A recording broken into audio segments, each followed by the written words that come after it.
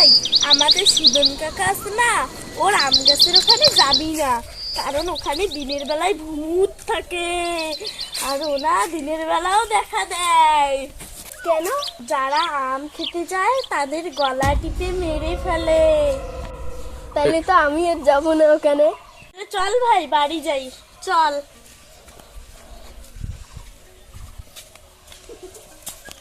মেলা দিন থেকে তো আম খাইতে যাই না, যাই আজকে আম খাইতে। দিদি তো বারণ করছে আম গাছে আম খাইতে যাওয়ার।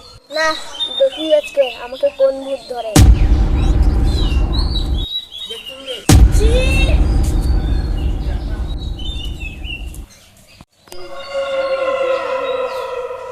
আম গাছ তো এসে গেলাম, কোথায় এখন ভূত?